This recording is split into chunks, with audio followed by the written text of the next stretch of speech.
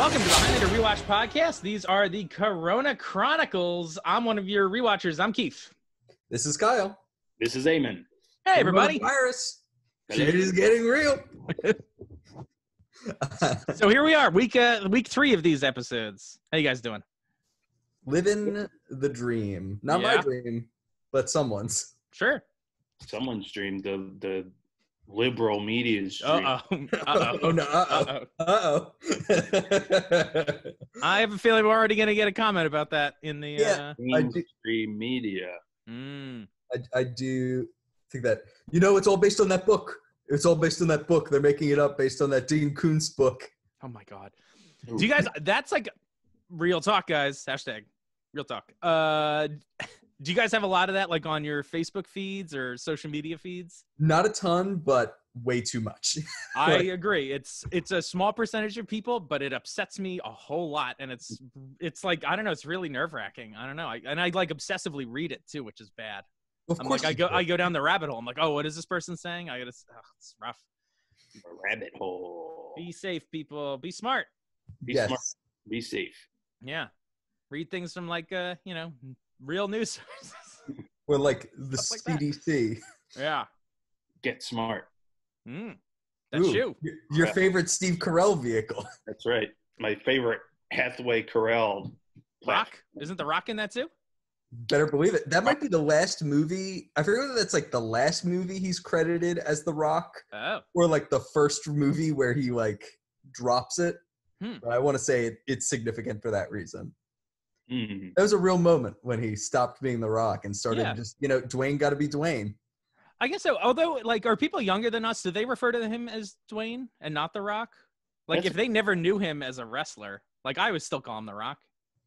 Yeah, I just default to The Rock. Yeah, because you smell what he's cooking, so how can you not? That's right. I smell what he's cooking. Very good. Very good. Very, very good. Okay. So I guess I can lead off with this. We had some fun. This would be fun to share with people. I had a fun thing happen this week. Fun. It's an insane thing. This stray cat, I guess, decided to have a litter of kittens in my backyard under my porch. So I went to the back door the other day. I looked out the window and there was a tiny little kitten just sitting on a tree stump. And I was like, uh-oh. On a tree stump? Yeah. So I went back there and he ran under the porch, and I looked under there, and there were a total of 5 kittens. So do you guys want to see the kittens? Rewatchers? Is that even a question? All right, 1 second.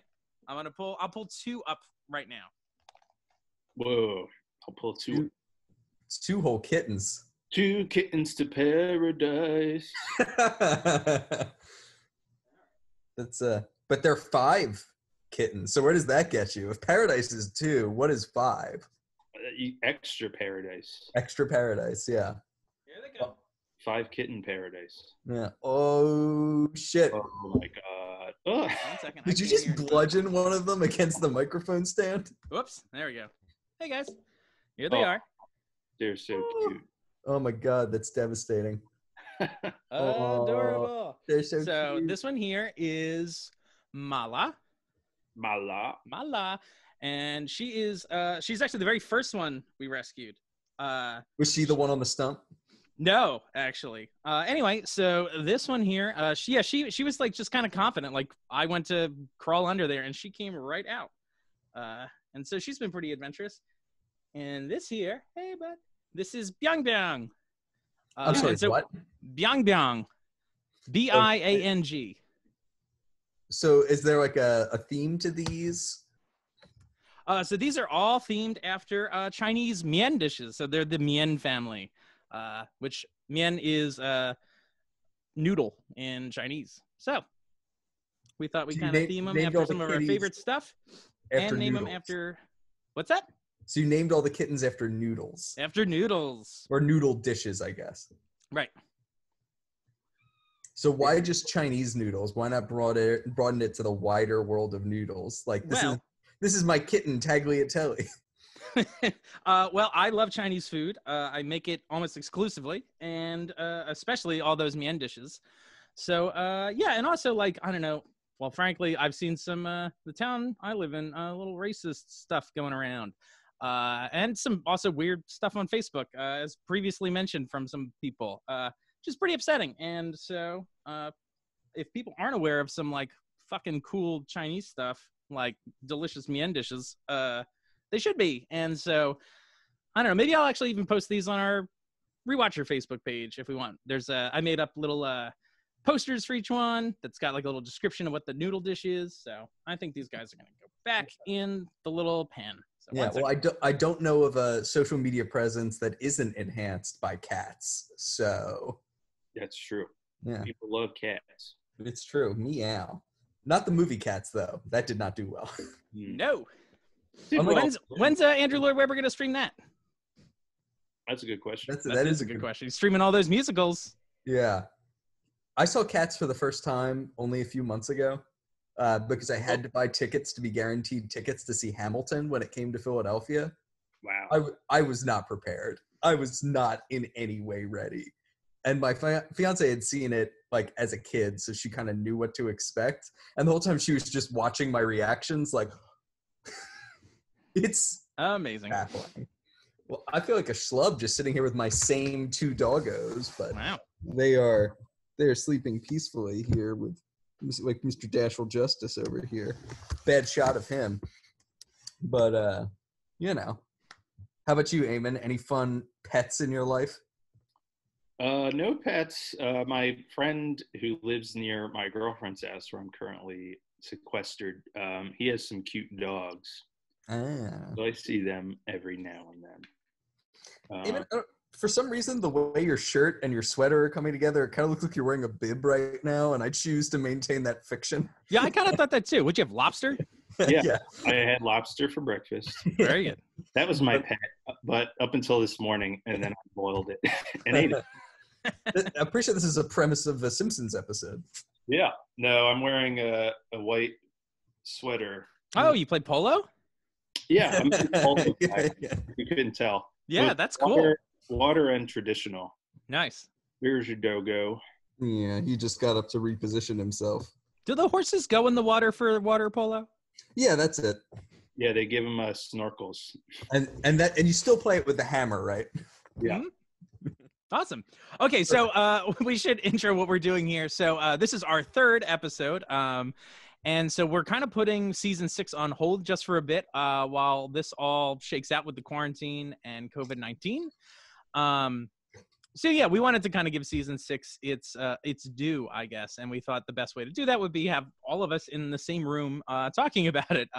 So we have this huge backlog of reader mail that we haven't gotten to, and so we've done 2 episodes already, focusing on basically all the reader mail we've gotten, and we've got some more this time. And this time we've kind of reformatted things, so Eamon and Kyle are going to be able to read them this time, and we're going to discuss it. It's going to be pretty cool. And also, we got to mention here, there's going to be a big surprise at the end of the episode. A big surprise. So you have to stick around to the very, very end, like last seconds, right? It's going to be cool. Great. Is it Eamon's testicles? Is that the surprise? What's that? Is it Eamon's testicles? Yep, they only come out at the end. Yeah, exactly. Right. Afternoon. Yeah. They're afternoon testicles. That's right. Sounds about right. Right. That bib's going to come in handy. Very good. It's something. Should we dive into a mail? Yeah, you guys ready to start? More on that way. Who wants to read email number 1?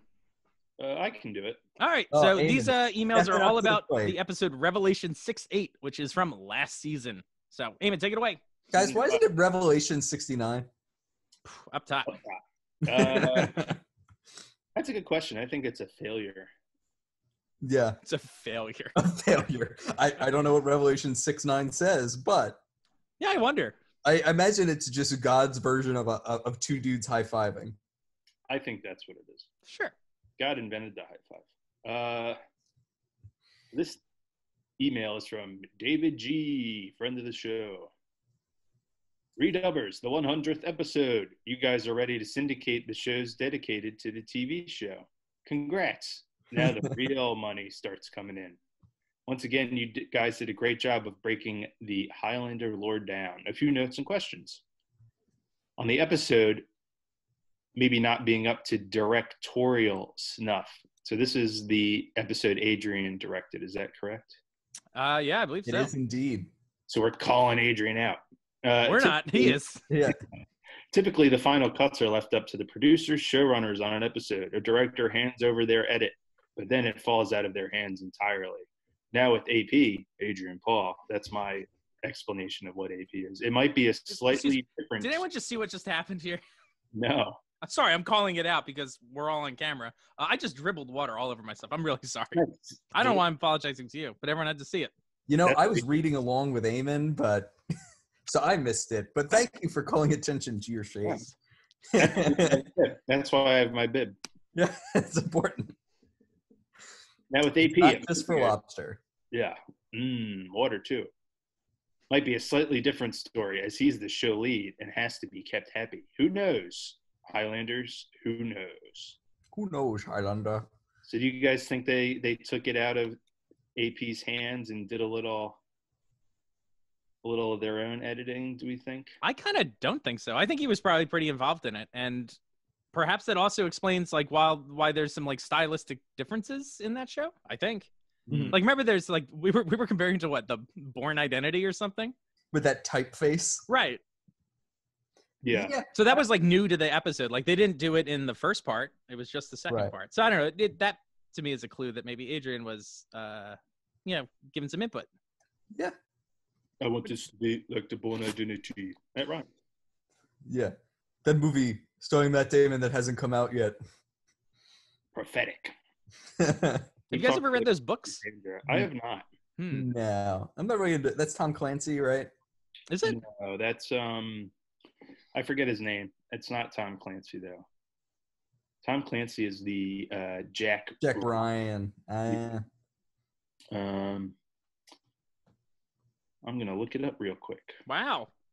But let's go to the second point. Mythos ain't a hero at all, right? Isn't he supposed to be the most powerful immortal? As Eamon said, he did the very least he could do by letting Cassandra leave. He's a total dick. I'm not saying I don't like him as a character, but he's a raging asshole. And regarding the comparison to Darius, it doesn't even come close. Darius isn't really redeeming himself, is he? He's under the influence of a quickening. So is it even Darius's decision? This is why I hate this dark light quickening nonsense. It's inconsistent and bullshit. Duncan kills bad guys almost 24 times a year. That doesn't add up. What doesn't take its toll? Isn't it like eating a bunch of fatty foods? Wouldn't someone need to take some good quickenings to balance shit out? Fuck you, dark and light quickenings. Wow. Hot take from David G. I agree with that last part. Yeah, because I don't think those are funny or like are fun. Robert Ludlum is who wrote the Bourne books. Luds. Not Tom Clancy, but back to David G's question. It's like, yeah, the whole thing is odd when you view Darius, one of the best, one of the most good characters in the show, through the light of these dark light quickenings. Because then it's like, oh, okay, your will was overborn and it made you a good person. Like, right. The Bourne Identity. That's right. If we are in any way willing to give Mac a pass for his rapey antics during his dark quickening, what does that cause us to prorate for, hundreds of years of Darius's goodness? That's a really good point. I never thought about it like that. I think we maybe take it for granted that he changed in that way. Because it is kind of tossed away in the first season. It's like, oh yeah, and he had a quickening and then he was different. It's like, okay, and then you move on. But yeah, there's ramifications to that. Was he really changed? Who knows? Highlander. Who knows? David, good stuff. A new point. Duncan totally has a double standard for immortals. Joe does one bad thing and he gets on the outs. But an immortal can do whatever the hell they want, and all they have to do is apologize to Duncan, except Richie. Duncan is a bigger asshole to Richie than Batman is to Dick Grayson. Duncan sets another double standard when it comes to a lady immortal.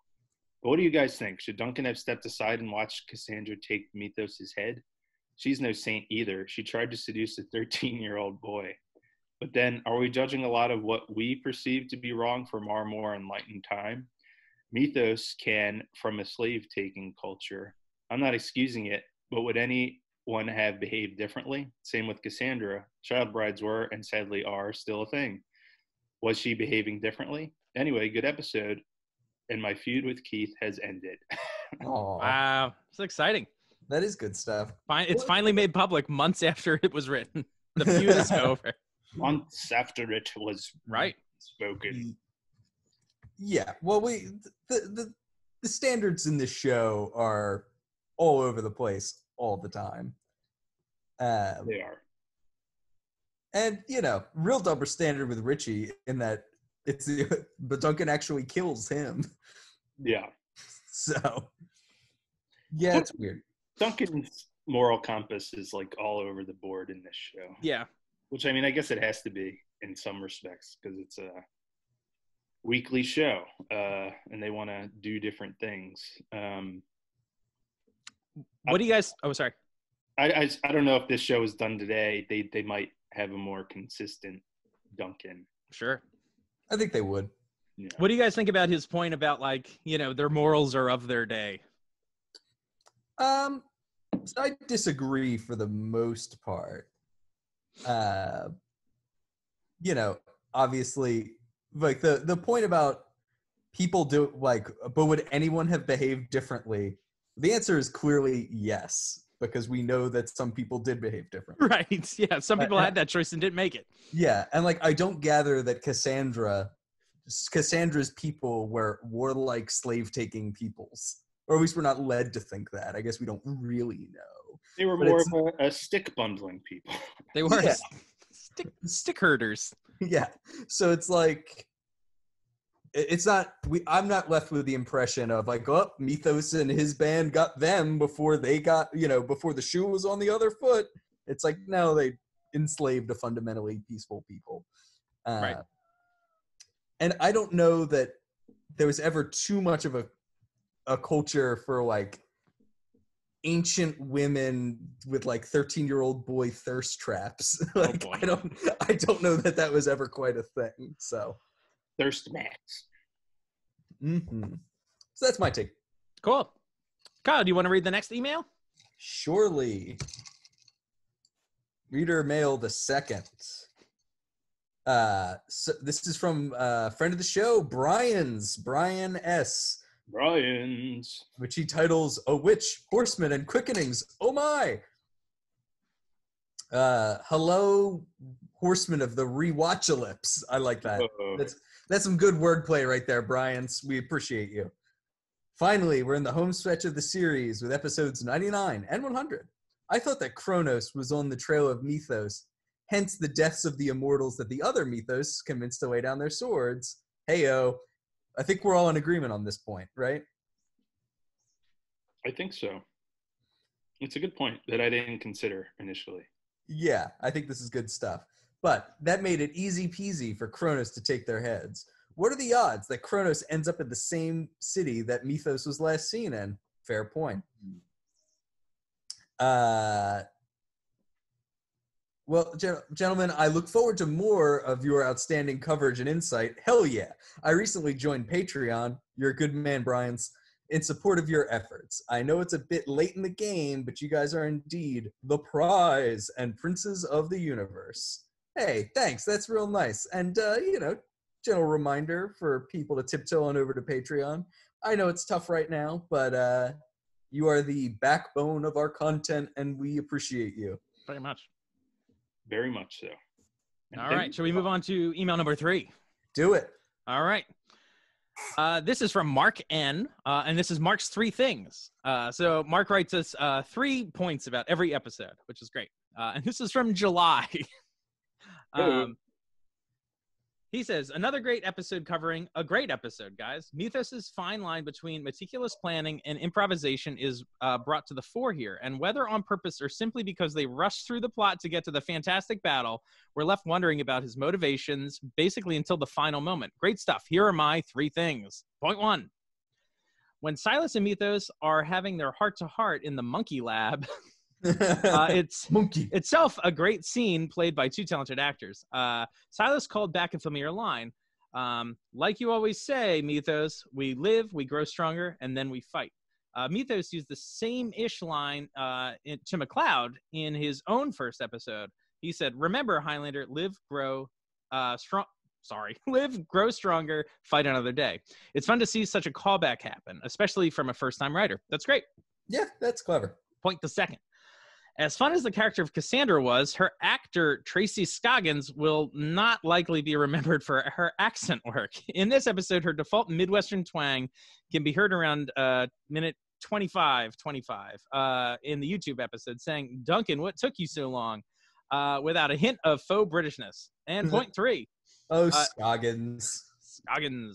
You guys went into detail on how unlikely it was that Duncan could zero in on the abandoned submarine base by going to a pet store owner and asking about 100 monkeys. In the original U.S. airing, the 10-second pet shop scene wasn't even there. It was a Euro minute, which means we see Duncan show up at the base without any hint of knowledge how he figured out its location.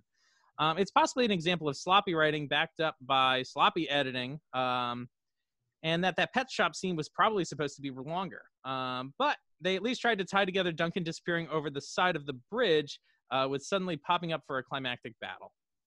Yeah, fair. That is so odd. It's like, let me find the pet store owner, not like the monkey wholesaler. Also, where does one wholesale monkeys? Oh, man, if this was today, we could have had a whole, Monkey King? Cronus King, yeah, exactly. He's just Joe Exotic. Yeah. Cronus Exotic. Also, do pet stores sell monkeys? I'm sure No, I don't think so, right? Like, are monkeys legally allowed to be owned? I don't know what the rules are in France. Yeah, I don't know either. Because that guy's in some shit, right? Who? Joe Exotic? Who's in jail? No, I mean the pet store owner in the Highlander episode. Maybe. I mean, like when all this, I don't know. Again, is Duncan never reports anything to the police, but it appears that there is a submarine base that has vials of a horrible virus in it. Somebody should know about that. And I guess the police would ask, where the fuck did he get all these monkeys to test this stuff on? And then you got the pet shop owner who is like weirdly a accomplice in some global virus scheme. Well, who knows? Maybe France has different laws about that. Maybe. Also, I should note that my dogs have started cuddling. I don't know if we can get this, but there they are. Wow. Just go into Cuddle Town, like adorable little monsters. Yeah, good point. Screw this pet shop guy. Would you guys own a monkey?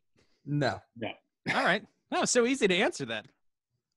Yeah, no monkey for me. No monkey. No monkey. No monkey, no monkey. All right. Mo monkey, mo problem. That's right. All right, a reminder, everybody, stay tuned to the end of the episode for a big reveal teaser thing. It's going to be cool. Eamon, next email's all you. So this email is from Keith. Oh, that's right. I forgot what the next one was.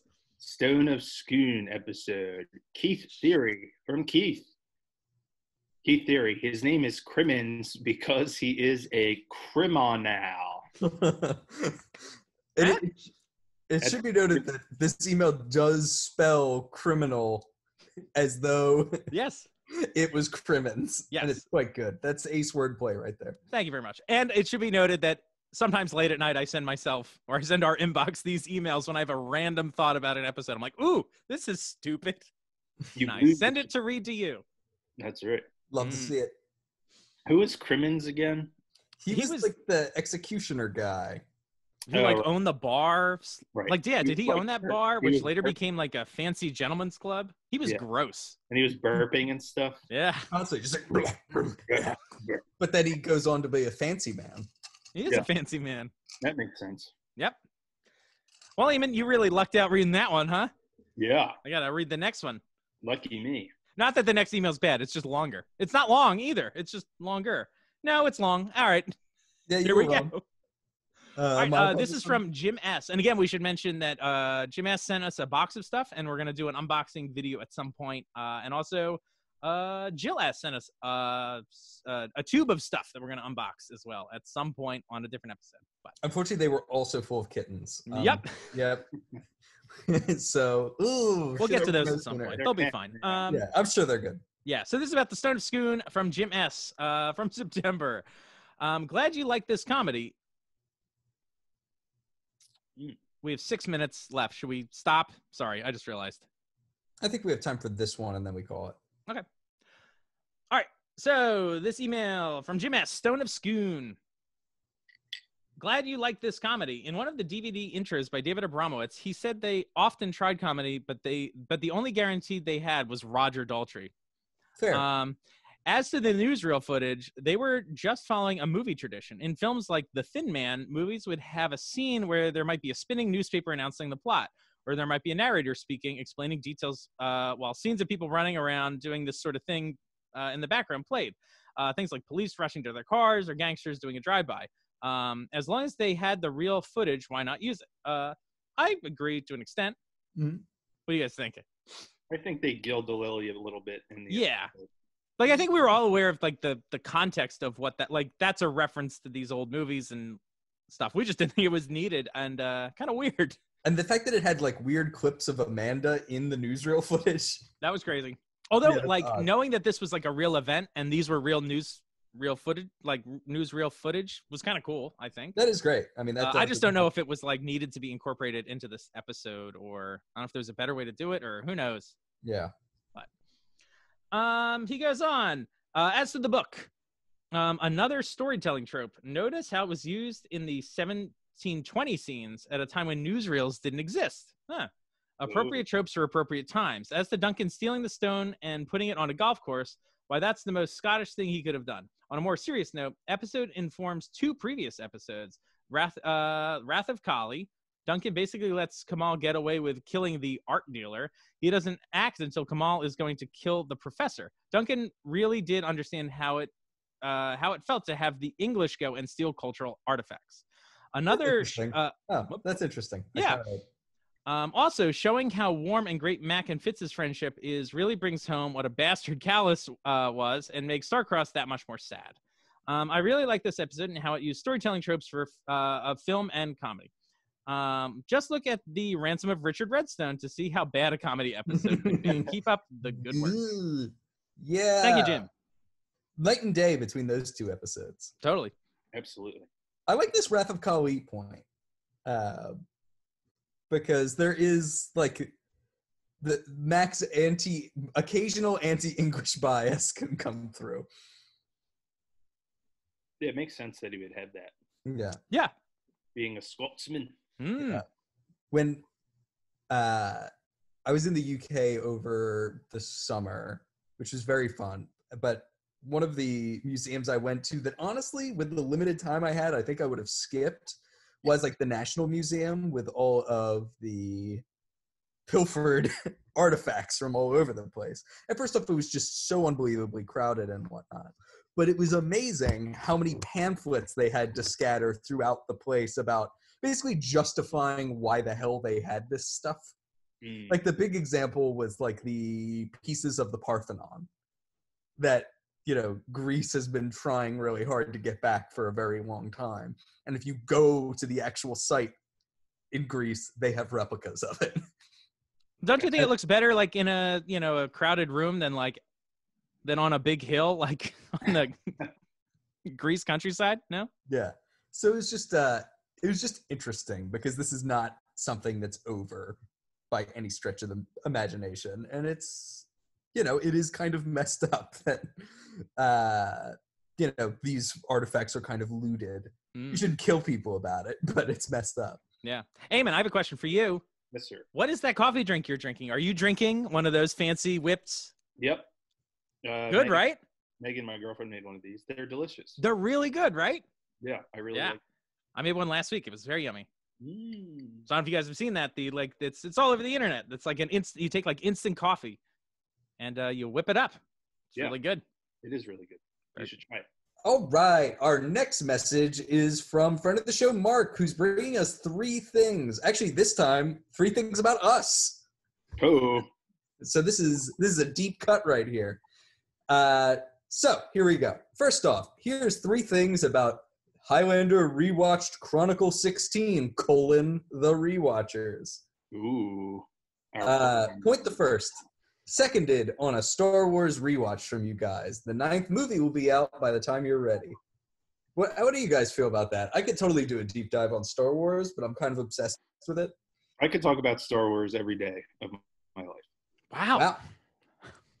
Well, this is something to think about, if for no other reason than just for fun. Yeah. And God knows there's enough Star Wars stuff out there. I just finished The Mandalorian. Into it. Cool. I love The Mandalorian. I think it's the best Disney Star Wars property, and it's not close. Oh, I agree. It's good. Mando. Baby Scooter. Second point. I am Canadian, and I'm angry that you didn't get through all the snacks. Which is, we do get a lot of snacks. Sometimes we don't eat them all on screen, which is unfortunate. We should. Yeah, were there any we didn't end up trying on screen? I think we eventually did try almost all of them, right? I mean, Eamon and I made pancakes. That's true. Right. But then it was not filmed because I didn't hit the record button. Tragic. Very tragic and very upsetting. Very upsetting, but very pancake. Well, I hope they were good. He also notes that as a Canadian, I'm very sorry for the angry tone in the previous sentence. That's funny. That's good stuff. And then third, if the upcoming episode on Modern Prometheus doesn't physically compare Eamon to Efron McAsh, there will be a riot. Did we compare Eamon to Efron McAsh? I don't think we did.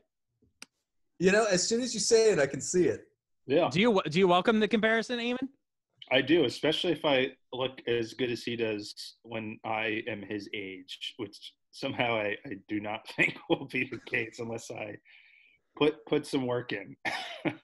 he's a dashing fellow. Yeah. Are you as adroit with him as a knife? No. Well, did I ever tell you guys about the time I stabbed myself really badly with a giant butcher knife? Nope. No. So I was a junior in college. So this will show you what a moron I am. I was in my apartment, and I had some frozen hamburgers that I was going to cook. But they were like pre-made patties. So do you know how they're like all frozen together in like a... Oh, no. And they can be tricky to separate in your defense. So how do you think I, in all my endless knowledge, decided I would separate these patties? I'm guessing there's like a meat cleaver involved. Yep, with the largest knife I owned. I was like, I'll just slip it in between the two patties. So I like put it on the thing, and it just like slips immediately and stabs right into here. And it's like really deep, and blood just starts shooting out. Did you go to the hospital? Yeah, I like lived within walking distance of the emergency room. So I just like got a clump of towels and just put it on my hand and walked to the emergency room. And they were like, wow, you're bleeding a lot. And you're like, yes, please help. Yeah, I had to get stitches, and like I could see like inside my hand. It was really gross. I do not like it. Yeah, sorry. But then they put me in like the back emergency room, so I guess I wouldn't bleed all over the place or something. And some lady was back there with me, and no doctors were around. She was just like, I'm just here to get drugs. I'm just trying to get some drugs. I was like, okay. Why are you telling me this, person? Yeah, I was like, But then You're the doctor flex, but okay. Yeah, the doctor was like, you should just leave. Oh, wow. All right. Not to me, but to the other person. Yeah. Amazing. But there is more to this email. Moving on. The Stone of Schoon. I remember quite the hubbub on the old alt.tv.highlander news group when this one came out. Was it canon? Was it a bedtime story? Who cares, as long as it had three of our favorite immortals goofing around together. I'm putting this affectation on it, Mark. I hope it's consistent with your intended tone. Just as charming as I recall, and had was a great breath of fresh air for the season. In my opinion, the third best of Highlander's comedy episodes after Till Death and Double Eagle. Interesting. I'm trying to remember, did we rank the comedy episodes at any point? I think we did at some point. Yeah. I'm trying to remember what our order was. Double Eagle, I know in my book, is behind Stone of Scoon, not ahead of it. Interesting. Mahjong. Did you name one of your kittens Mahjong? I did not. Oh, I guess you can't eat it like a noodle. That is not a noodle. Isn't it? Sorry. I've been playing this game wrong my whole life. Anyway. Noodle. His 3 things about Stone of Scoon. First, as Mac and Fitz book it from somewhere under Westminster Abbey, Fitz is overheard yelling, "Run away! Run away!" in a clear tribute to Monty Python and the Holy Grail, and a pretty early indication that one should not take the episode at all seriously. Fair That's enough. a good call. Yeah, that is a good call. I don't think I actually noticed that reference. I didn't either. Run away! I did recently rewatch that movie, and it's a blast. I love that movie. I rewatched it too, oddly enough. Nice. Yeah. Keith, did you watch it? The last Monty Python movie I watched was a couple months ago, and it was Life of Brian. Good choice. Good choice. That's the one I've seen the least. It's funny. It's like, I don't know. It's not one of their most well-remembered movies or something, but it's really funny. I don't know. All their stuff is funny. And then I started watching the show again, which was really fun. Nice. No. Point the second. One thing that sort of killed the "did this happen" discussion of the episode was that the future time frame was in 1950. In the admittedly loose canon of the show, Duncan and Amanda supposedly hadn't seen each other between 1926 and 1993. That's between Money No Object and The Lady and the Tiger, as mentioned in dialogue. Although when they meet in Nazi Germany in the 1930s, they did mention in dialogue what amounted to, "Oh yeah, that too." So, incidentally, this was also the first of only 2 Highlander episodes completely set in the past. ooh. Yeah, did we talk about the continuity of Mac and Amanda's relationship at all? I don't think we did. That's a good pull, though. Good work, Mark. Yeah, so either it means the episode's inconsistent or it's proof positive that this is like a fairy tale. A Highlander fairy tale? I tried to ask the director, but he was of no help. Amazing. Yeah, that's right. We did ask Richard that, and he was just like, I don't know. They did all that stuff in post. Not my thing. Yeah. It's not my bag, baby. Yeah. Point the third. The first of the newsreel segments was the silliest in many ways. I believe the episode was running short, seeing as they spliced in Amanda's face from footage meant for later in the episode. However, you guys missed that the jewel she was looking at in a kaleidoscope style was actually the Methuselah stone in a shot cribbed from its episode when it was sitting in the crappy old Watcher headquarters that anyone could get into. That's good. That is amazing. That is good work there. That is. And here's some bonus material for you guys. Highlander Uncut was indeed both groundbreaking and ridiculous in many ways. I never saw it myself, but some of the fans who did noticed the crappy quality of the original footage and limited scope of the included editing software. Some of the footage has found its way online over the years, and he provides us with a link to some of the footage from that Highlander Uncut CD-ROM thing, where you can make your own Highlander stuff. So we'll have to check that out. Yeah, totally. Or maybe post these links so other people can enjoy the fruits of Mark's labor. But that's pretty cool. Thanks, Mark. How big was the CD at the time? I'm trying to remember. Was that like 700 megabytes? Is that about right? Or is that too big?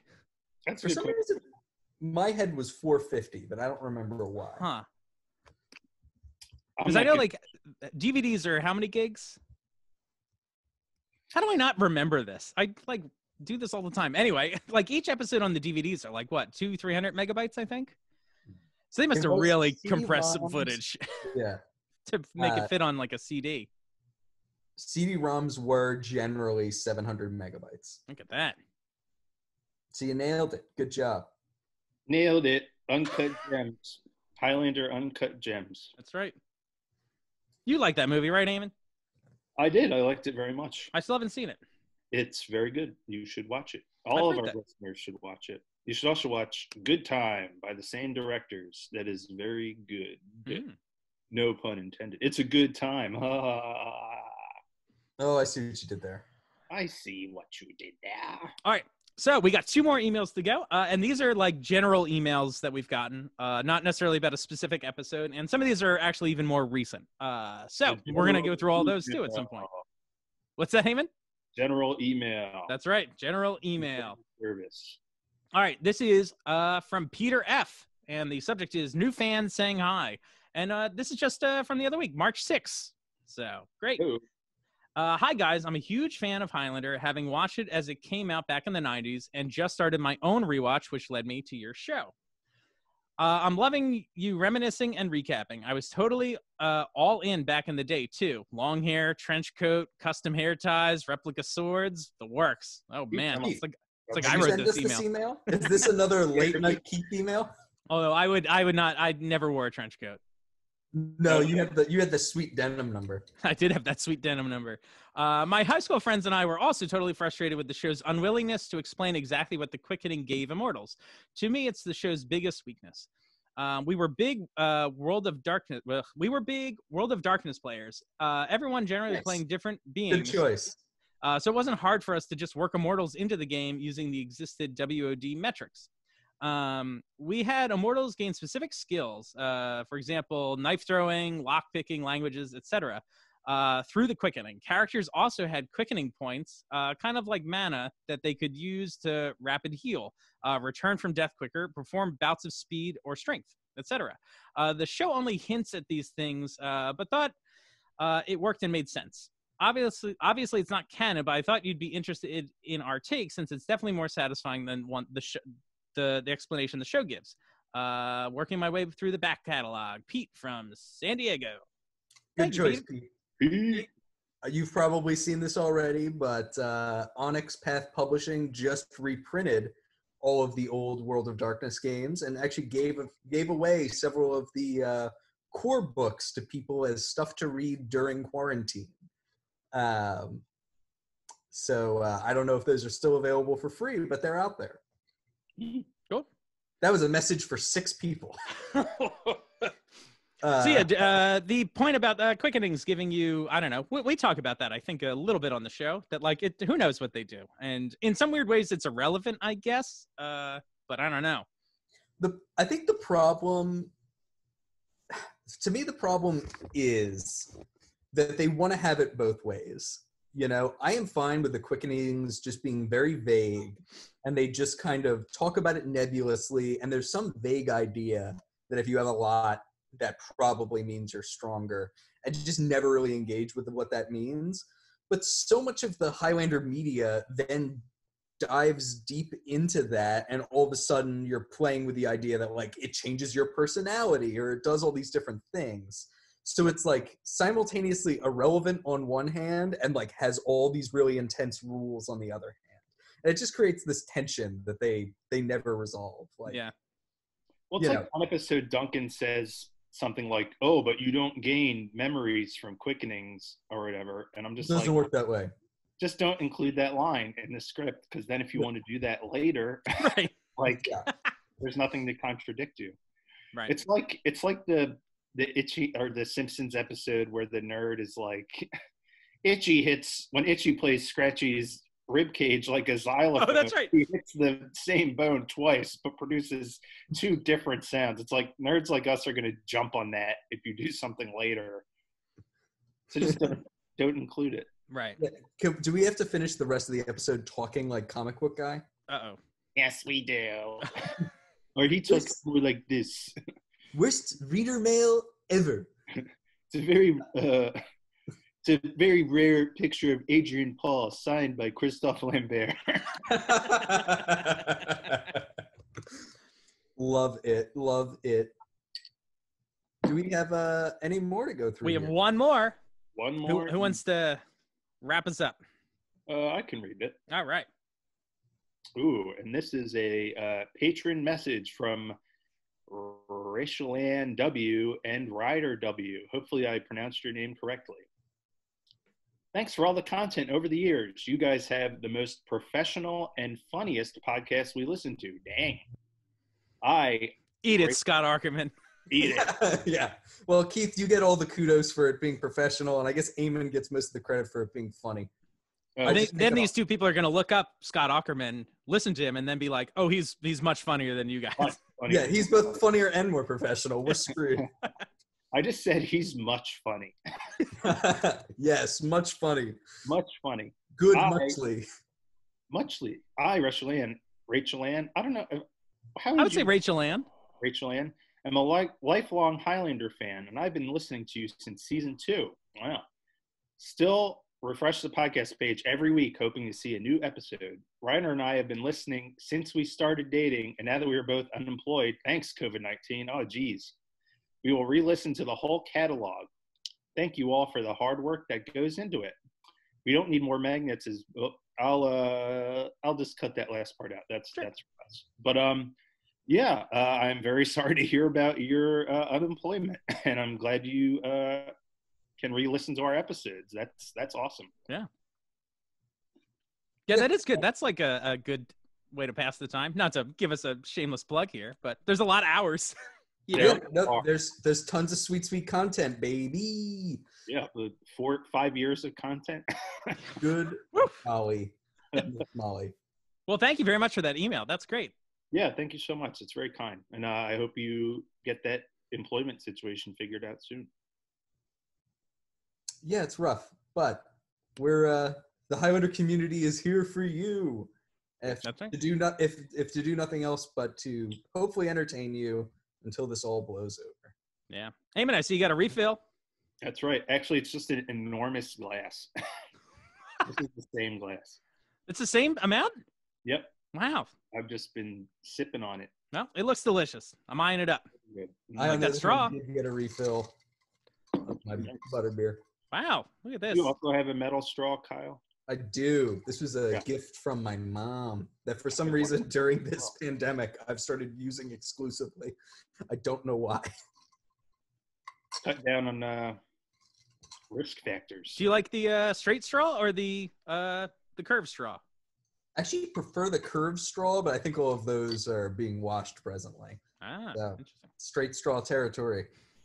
Very good. Straight straw.